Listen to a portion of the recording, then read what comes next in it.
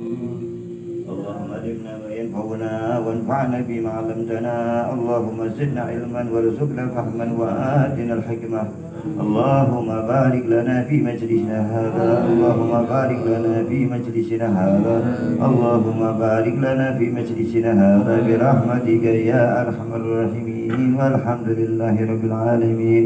بسم الله الرحمن الرحيم. بسم الله الرحمن الرحيم. نويت التعلم والتعليم نويت التعلم والتعليم والإفادة والاستفادة والإفادة والاستفادة والحث على التمسك والحث على بكتاب الله وسنة رسول الله كتاب الله وسنة رسول صلى الله عليه وسلم. صلى الله عليه وسلم. اللهم أرنا الحق حقا اللهم أرنا الحق حقا وارزقنا اتباعه وارزقنا اتباعه وأرنا الباطل باطلا وارنا الباطل باطلا وارزقنا اجتنابه.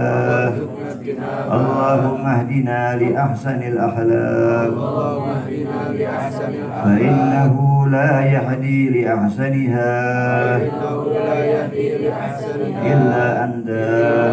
واشرب عنا سيئها واصرف عنا سيئها فإنه لا يصرف سيئها فإنه لا يصرف سيئها إلا أنت.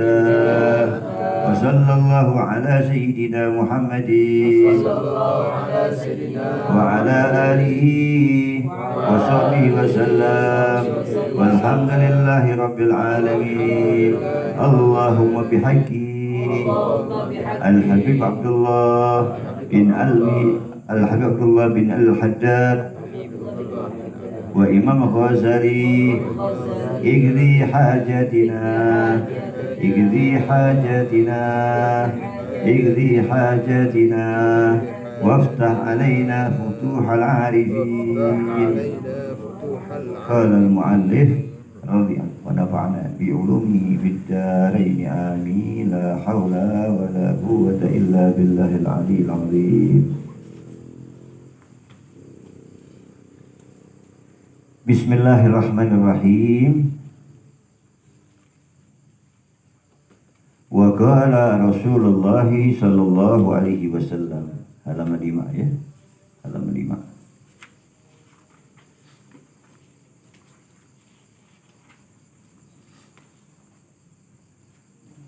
Paling bawah itu waqala Rasulullah sallallahu alaihi wasallam.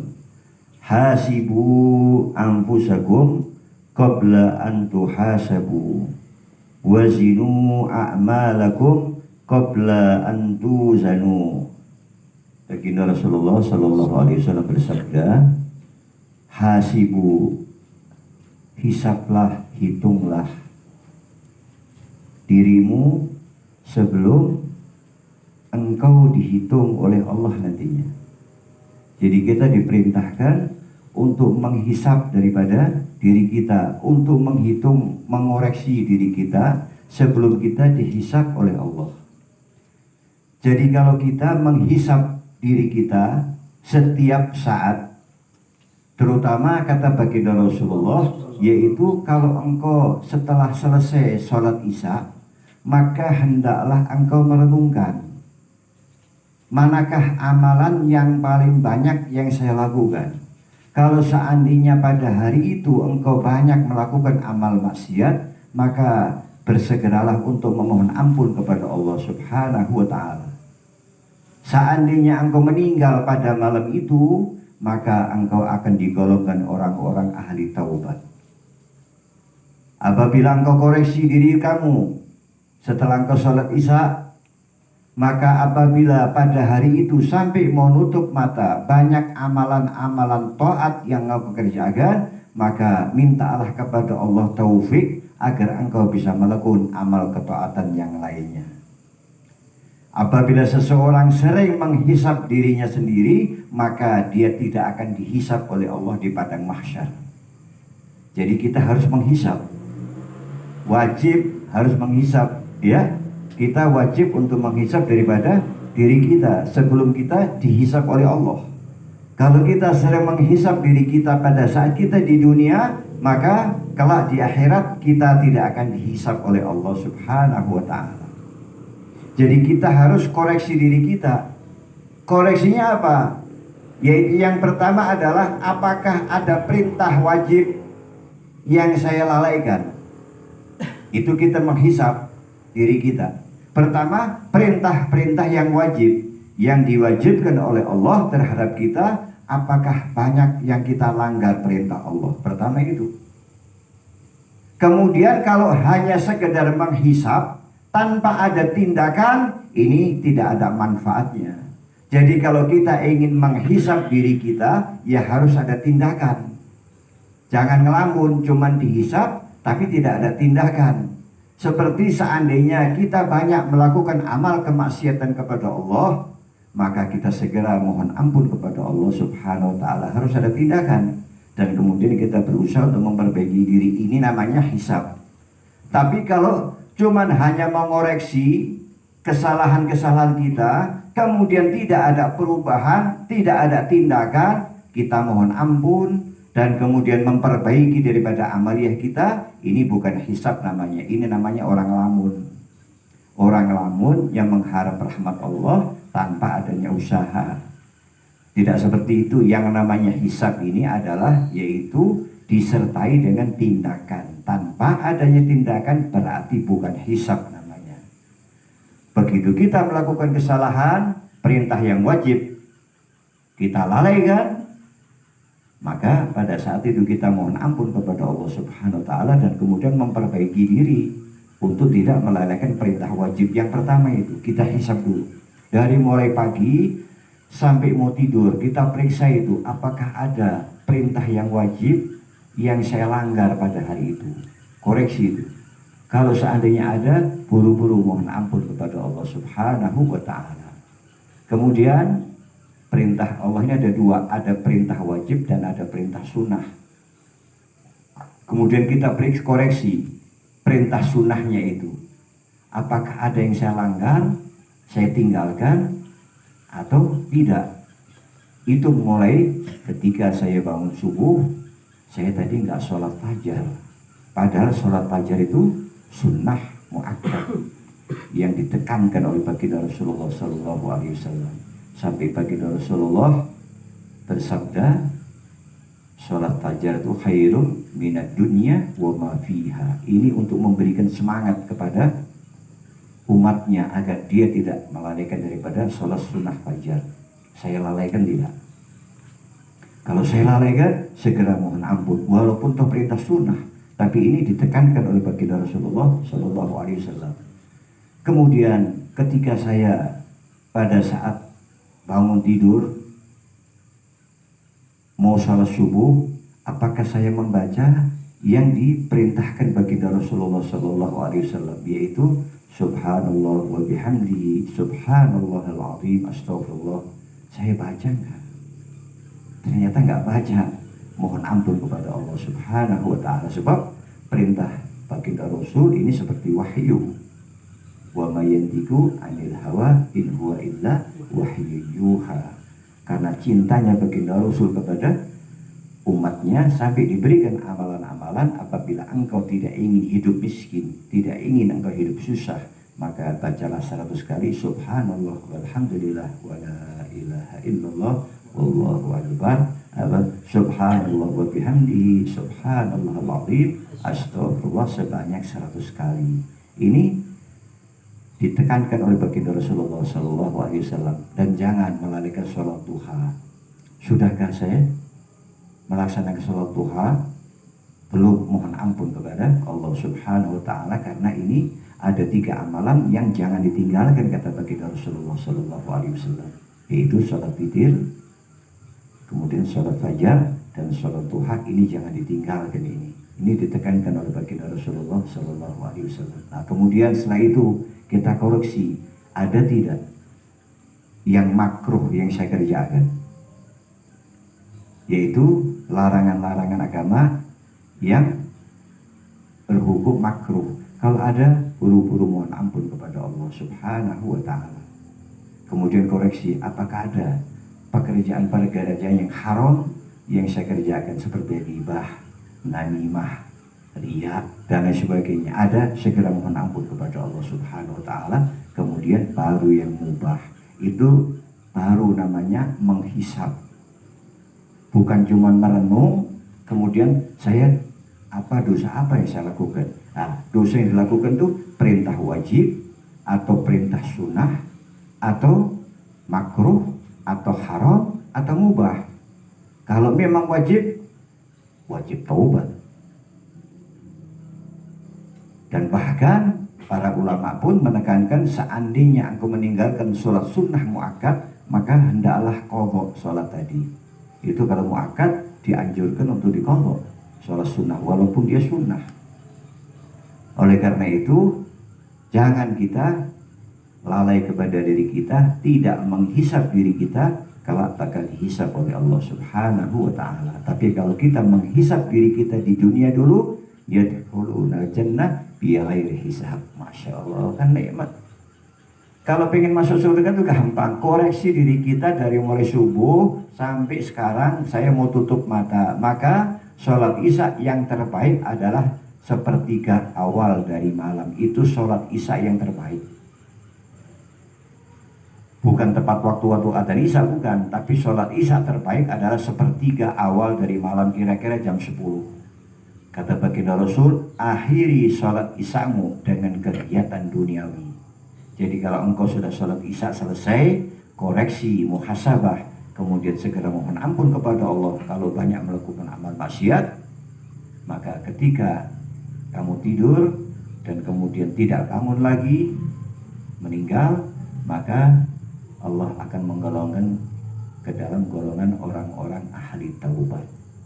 Kalau ada amalan-amalan yang baik yang dikerjakan pada hari itu lebih banyak, maka mintalah taufik kepada Allah agar dapat melakukan amal kebaikan yang lainnya atau amal ketaatan yang lainnya. Seperti itu caranya. Itu namanya baru menghisap itu, ya. Kemudian selanjutnya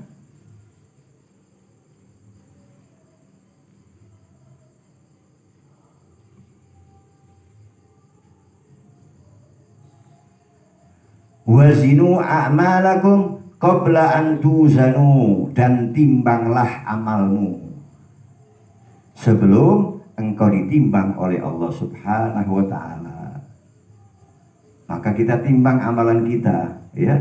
Kita ini banyak melakukan hal-hal yang melalaikan Allah atau melakukan hal-hal yang kelak dapat memberatkan timbangan kita di sebelah kanan nantinya.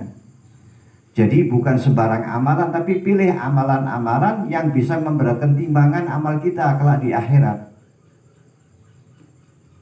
Apa saja amalan, terserah, yang bisa memberatkan amalan kelak di akhirat di timbangan mizan nanti ini. Ini kita harus pilih. Jadi kita harus pilih mana amalan yang akan kita kerjakan. Jangan sampai kita mengerjakan amalan yang mubah, artinya dikerjakan dapat pahala, tidak dikerjakan yang ada berdosa. Pilih amalan-amalan yang apabila dikerjakan pahalanya disediakan oleh Allah luar biasa. Salah satu contoh, kalau kita membaca subhanallah, satu kali kita membaca subhanallah, tapi betul-betul diresapi maha suci Allah. Satu kali kita baca, maka apabila dibagikan pahalanya kepada penduduk bumi masih lebih.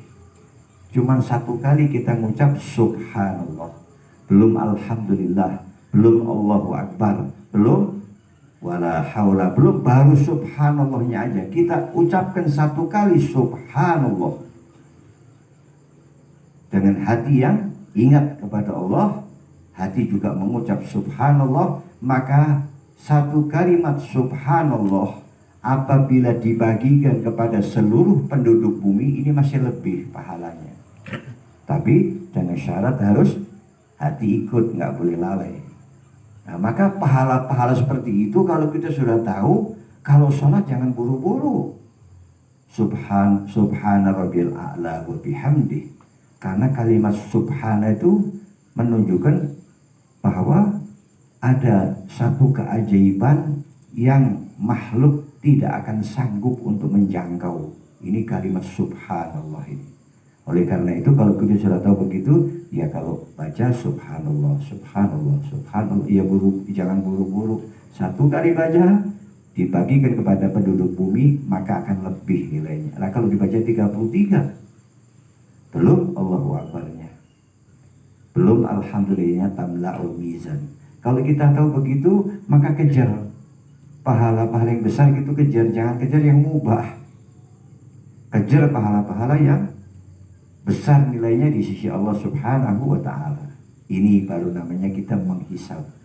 Sebelum engkau ditimbang oleh Allah kelak di padang mahsyar, kita timbang dulu amalan kita. Bisa nggak amalan kita ini memberatkan timbangan di sebelah kanan kelak. Kemudian selanjutnya,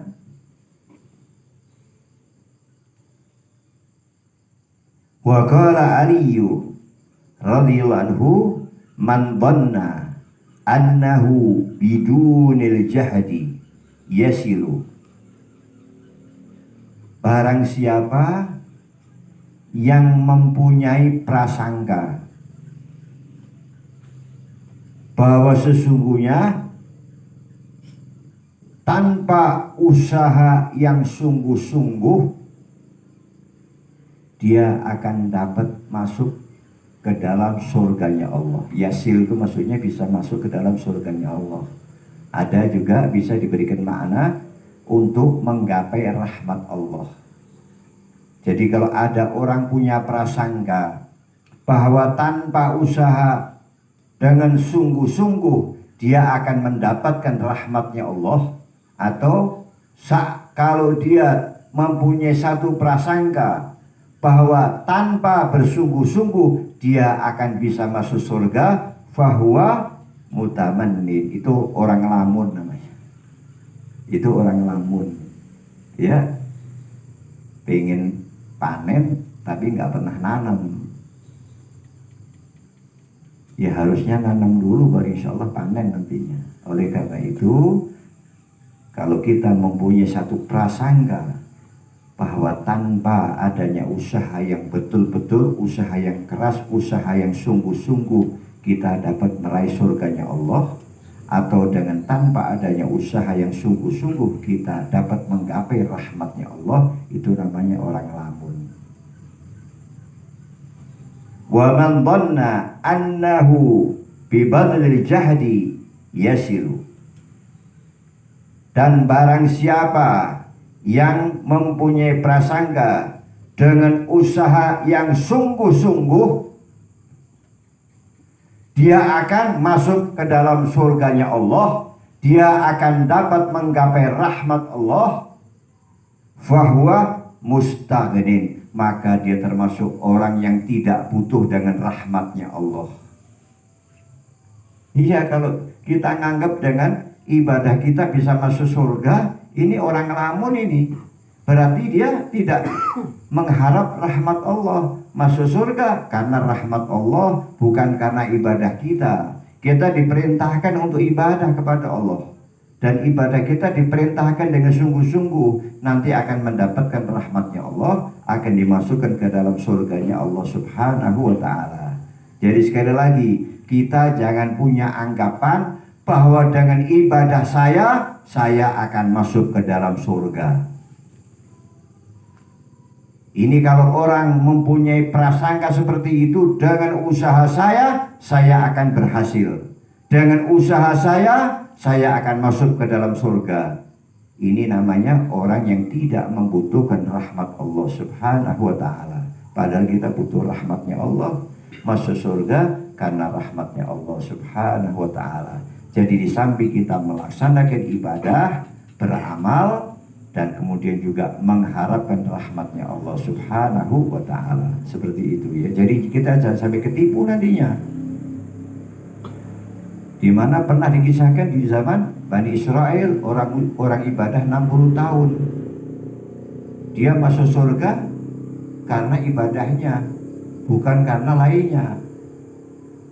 Akhirnya dia meninggal, mata sebelahnya ditimbang, ternyata tidak tercukupi dengan ibadahnya 60 tahun.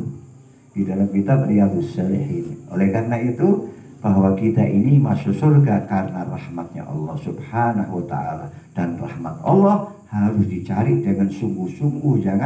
Jangan nganggap sepele atau dengan santai-santai mengharap rahmat Allah. Mengharap rahmat Allah butuh perjuangan, menjauhi daripada apa yang dilarang dan melaksanakan apa yang diperintah. Insya Allah akan mendapatkan kasih sayangnya Allah Subhanahu wa Ta'ala. Dan Al-Bashri, semoga Allah merahmatinya, talabul jannah bila amalin dzanbun minal dhunub. Seseorang mencari surga, pengen masuk surga tanpa beramal, ini adalah merupakan dosa di antara beberapa dosa. Jadi kalau ada orang ngomong seenaknya sendiri, kita sholat bukan jaminan masuk surga, kita puasa bukan jaminan masuk surga, kita zakah bukan jaminan masuk surga. Dia ngomong dengan seenaknya sendiri, kan masuk surga itu karena rahmatnya Allah. Nah, kamu tuh cari nggak rahmatnya Allah? Kalau kamu cari rahmat Allah dengan sungguh-sungguh, insya Allah dapat rahmatnya Allah. Memang betul orang masuk surga bukan karena amalnya, tapi masuk surga karena rahmatnya. Tapi ingat bahwa surganya umat Nabi Muhammad adalah Jannatul A'mal. Ingat itu.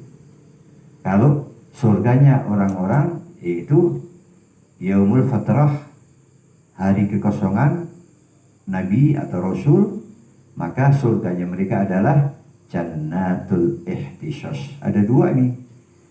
Jadi orang-orang yang ada di hutan, orang yang ada di gunung, orang yang ada di pulau-pulau, dia belum sampai dakwah Islam kepadanya, dan dia masih nyembah pohon, masih nyembah matahari, masih nyembah laut, masih nyembah batu, dia meninggal, masuk surga.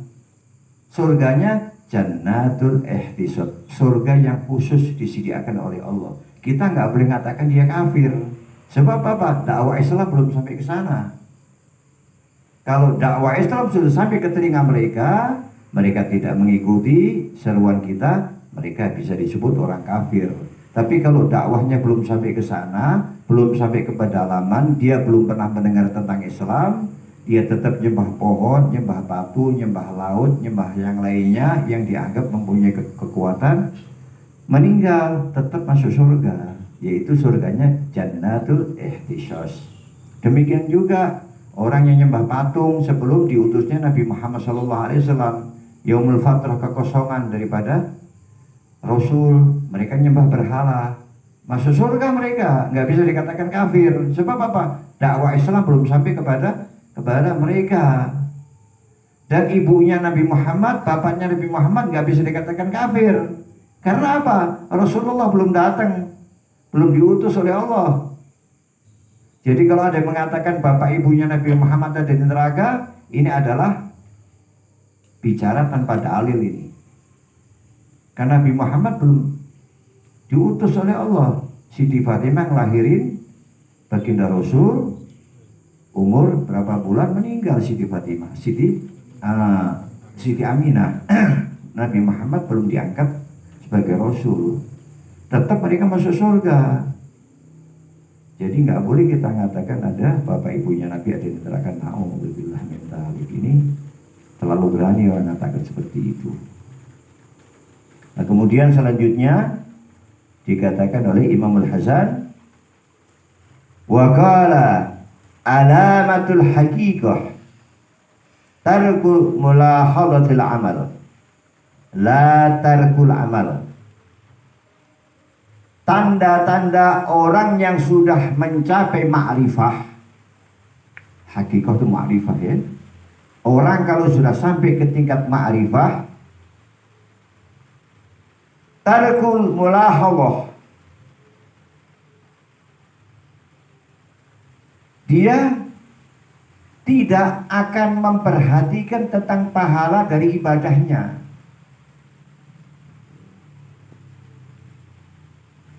Jadi amalnya itu nggak diperhatikan, bukan merupakan perhatiannya. Saya sudah beramal ini, saya sudah beramal ini, saya sudah beramal. Kalau orang-orang sudah sampai ke hakikah, dia tidak akan pernah untuk menghitung-hitung daripada keuntungan agamanya. La tarkul amal, dan tidak meninggalkan amal. Jadi orang-orang yang sudah sampai ke hakikah, ya, sudah tingkatan ke hakikah, ini tidak akan pernah memperhatikan amalnya, tidak akan pernah menghitung-hitung tentang amalnya. Tapi dia tidak meninggalkan amal, tetap dia beramal, tapi tidak dihitung-hitung, nggak diingat-ingat, amalnya itu nggak diingat, ya. Tetap dia beramal, tapi tidak pernah diingat-ingat atau diperhitungkan amalnya. Sebab nikmat Allah ini lebih besar daripada ibadahnya dia. Itu orang-orang yang sudah nyampe ke tingkat hakikah, sudah sampai ke ma'rifah ini orang-orang seperti ini. Nah, kalian harus begitu juga. Jangan sampai kita menghitung amal. Dikatakan di mana bahwa man kana ra'su malihi at-taqwa kalladil alsunu an wasfir rihi dinih. Kalau seseorang itu meletakkan takwa sebagai modal, maka dia lisannya tadi tidak akan pernah menghitung keuntungan daripada agamanya. Kalau takwa, orang sudah, kalau modal utamanya takwa, dia tidak akan pernah memperhitungkan tentang keuntungan dari agamanya. Terus dia berusaha untuk berbuat baik, bagaimana caranya.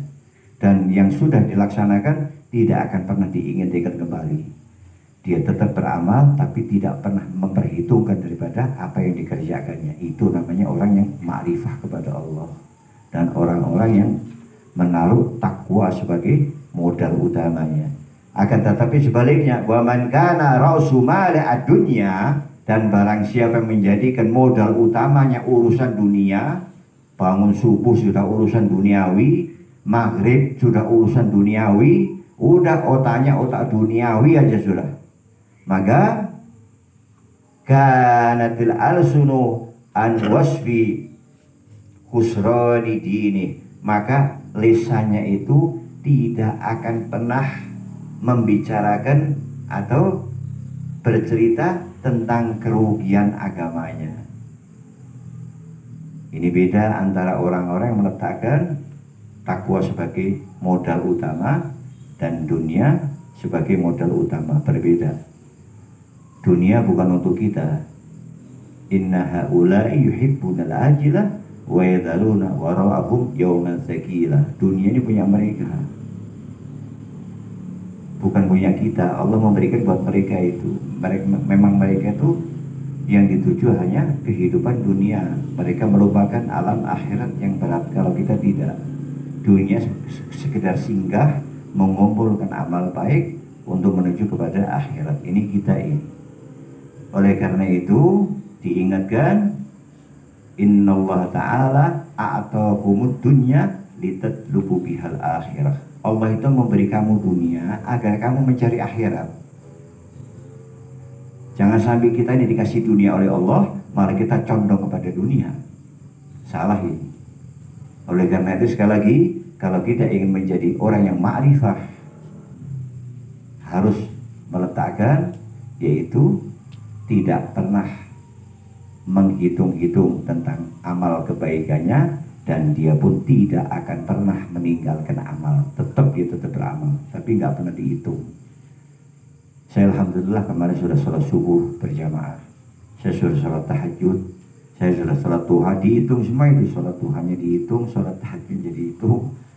Saya alhamdulillah sudah bisa sedekah, saya alhamdulillah sudah bisa bantu nyumbang masjid ini. Ya, kadang-kadang kalau ditanya, umpamanya dimintain dana maulid, begitu datang dan kita datang, saya sudah nyumbang maulid di sana, dihitung itu.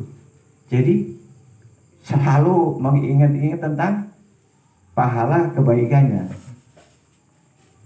Nanti seandainya umpamanya dimintain sumbangan masjid, oh saya sudah nyumbang masjid di sana, dikatakan begitu. Jadi dia ngitung-ngitung keuntungan daripada agamanya. Tapi kalau orang-orang yang sudah ma'rifah, ya sudah, kasih aja, nggak usah pakai ngomong saya sudah nyumbang ke sana, sudah nyumbang kemari dan sebagainya. Itu orang-orang bisa diketahui, oh orang ini baru tingkatannya, baru kelas bawah. gak bakal bisa nyampe ke hakikat orang seperti ini. Oleh karena itu, sekali lagi banyak di antara kita ini yang selalu memperhitungkan dari keuntungan agamanya dan selalu memperhitungkan daripada pahalanya. Oleh karena itu, kita hilangkan, jangan kita hitung pahala yang telah kita kerjakan, tetap kita beramal. Dan kita ingat bahwa masuk surga bukan karena amal kita, tapi karena rahmatnya Allah. Tapi tetap harus beramal. Tetap harus beramal, walaupun toh masuk surga karena rahmatnya Allah. Jangan sampai kita putus asa dari rahmatnya Allah subhanahu wa ta'ala. Kemudian waqala Rasulullah sallallahu alaihi wasallam, al-kayyisu man dana nafsahu wa amila lima ba'dal maut. Orang yang cerdas itu adalah, orang yang cerdik itu adalah, yaitu mereka yang mengoreksi dirinya dan beramal, yaitu untuk bekal kehidupan setelah mati nanti. Itu orang cerdas namanya. Nah, kita harus siap-siap sekarang. Sebab kematian itu pakai proses. Kita udah siap belum ngadepin sakaratul maut? Bukan setelah mati dikubur nanti, bukan setelah di padang mahsyar, itu sudah nggak ada proses lagi sudah.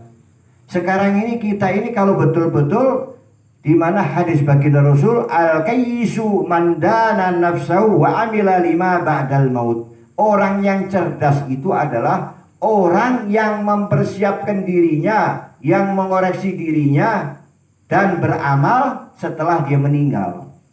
Nah, prosesnya ini yang kita harus siapkan.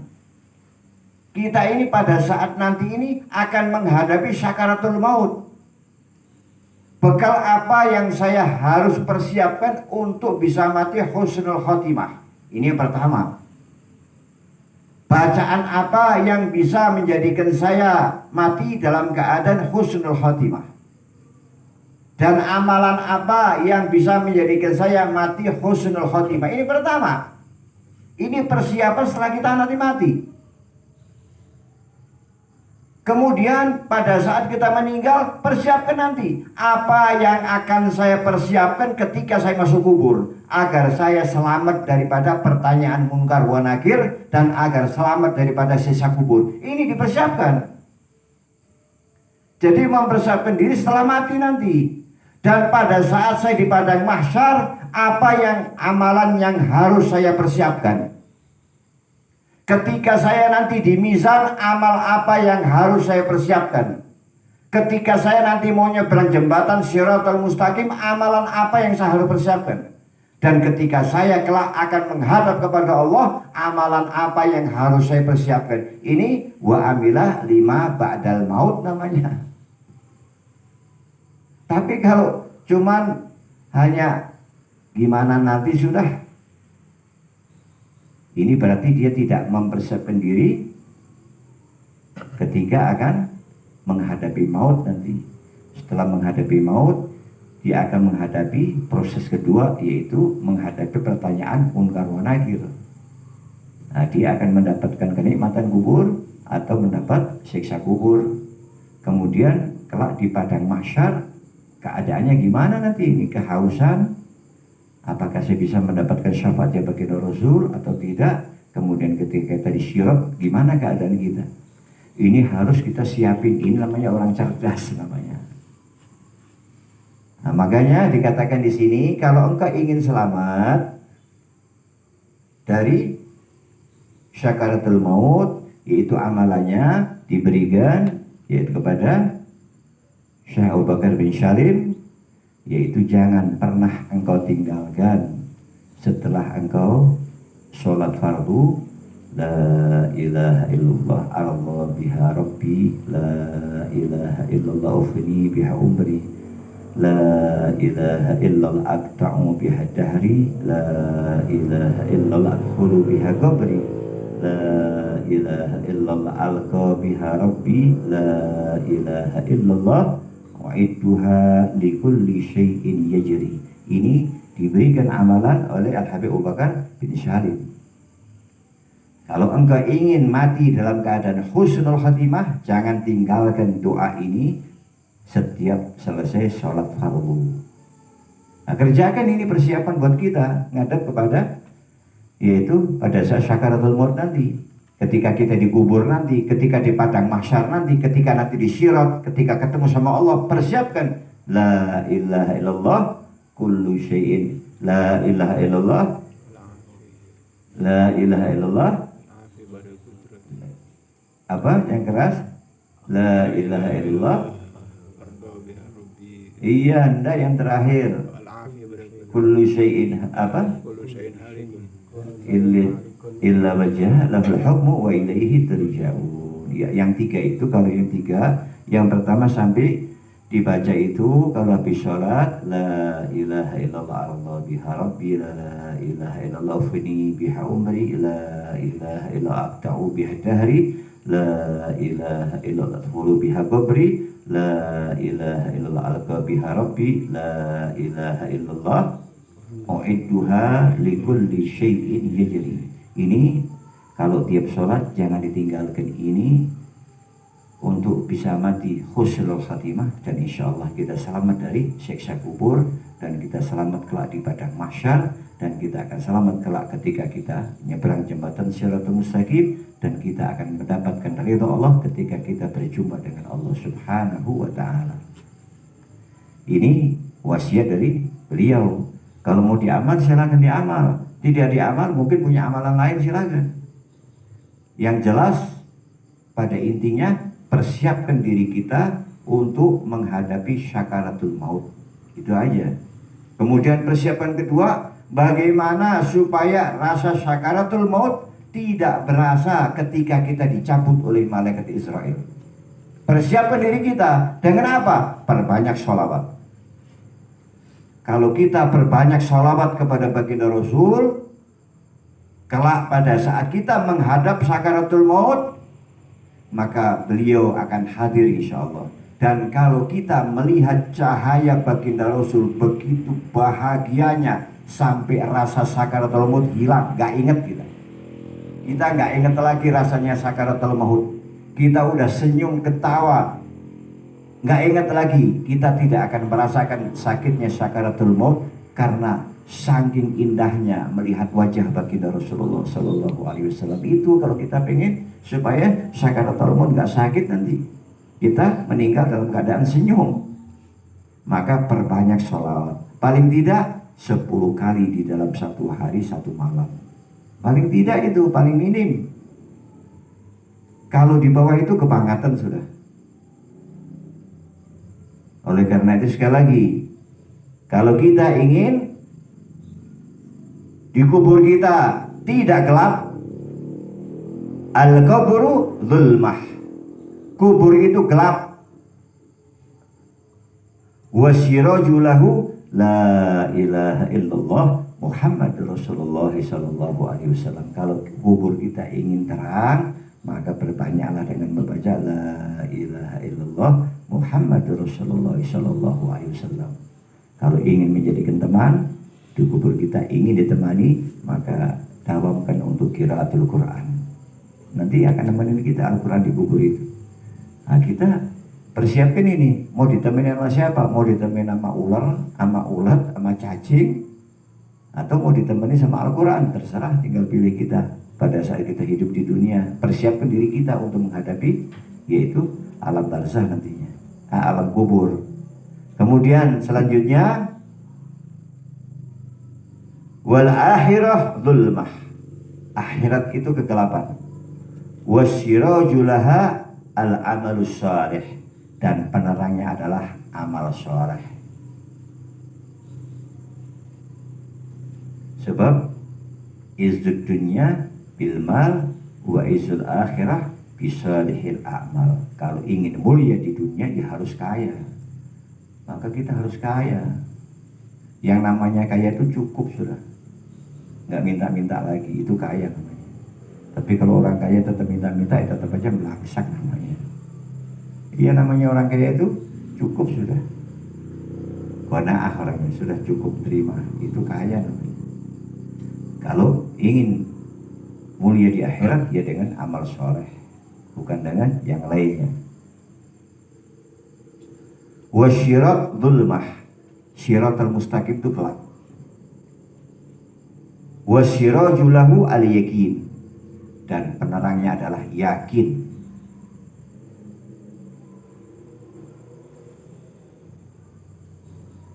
Nah, kemudian juga kalau ingin kalian terbebas daripada pertanyaan di sirat itu ada ribuan pos. Di sirat itu ada ribuan pos. Yang pertama akan ditanya tentang sholat dulu, zakat dan sebagainya. Kemudian tentang orang tua kita, tetangga kita, semuanya ditanya. Itu ada ribuan pos nanti di sirat itu. Jangan dikira sirat itu nggak ada posnya. Nanti pos diberhentikan dulu, dihisap dulu sholat kita. Puasa kita dihisap lagi. Di pos berikutnya ada 1000 pos kurang lebih di jembatan sirat itu. Oleh karena itu kalau kita ingin lolos dan sirat itu menjadi pendek, maka jangan pernah tinggalkan La ilaha illallahul halimul karim subhanallah rabbis samawati sab'i wa rabbul arsyil azim. Baca itu setiap ba'da sholat, cukup 3 kali baca La ilaha illallahul halimul karim subhanallah rabbis samawati sab'i wa rabbul arsyil azim. Cukup 3 kali, itu memperpendek syirat kita, cepat lewat syiratnya. Nah ini tergantung kita. Sudah belum kita persiapkan untuk nyebrang jembatan Siratal Mustaqim? Apa yang kita persiapkan? Ya tentunya ya amalan-amalan daripada para sholihin. Kemudian selanjutnya wal ahmak, orang yang pengku itu sudah ini di atasnya. Ini Bahlul Murakkab sudah ini di atasnya orang bodoh, ini sudah ahmak, ini udah orang ini paling dibenci sama Allah. Ini sifat ahmak nih paling dibenci sama Allah, nggak bisa digeser orang ahmak itu sudah pangku itu sudah ya. Man adba'a hawahu wa tamanna 'alallahi ta'ala al-amaniyah. Dan orang yang ahmak itu orang yang mengikuti hawa nafsunya dan berangan-angan untuk mengharap kasih sayang Allah. Angan-angannya kosong itu.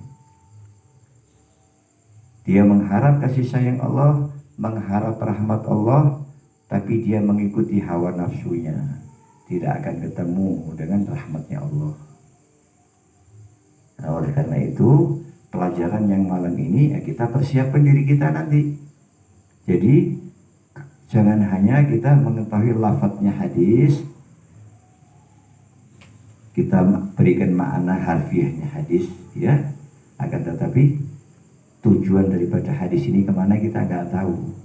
Mungkin kita sudah hafal, sudah lama hadis ini, sudah lama ya, dimana hasibu anfusakum qabla an tuhasabu, udah hafal kita ini. Tapi tujuannya apa? Ternyata tujuannya Masya Allah, hadisnya pendek, isinya padat luar biasa.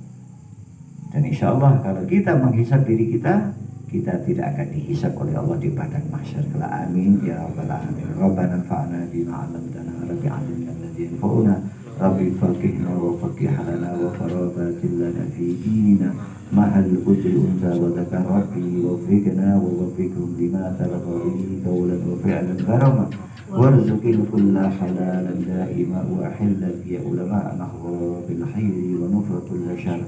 ربنا اشرح لنا كل الشؤون وأكر بضوام كالعيون واقض عنا ربنا كل الديون قبل أن تأتينا رسل المنون واغفر استر أنت أكرم من شتات وصلاة الله تغشى المصطفى من إلى الحق دعانا والوفاء بكتاب فيه للناس شفاء وعلى الآل الكرام شرفا وعلى الصحب المسابيه القرآن اللهم اهدنا بهداك واجعلنا ممن يشفي رضاك ولا تولنا وليا سواك ولا تجعلنا ممن خالف امرك وعصاك وحسبنا الله ونعم الوكيل ولا حول ولا قوة الا بالله العلي العظيم صلى الله على سيدنا محمد وعلى اله وصحبه وسلم والحمد لله رب العالمين سبحانك اللهم وبحمدك أشهد أن لا إله إلا أنت أستغفرك وأتوب إليك. السلام عليكم ورحمة الله wabarakatuh.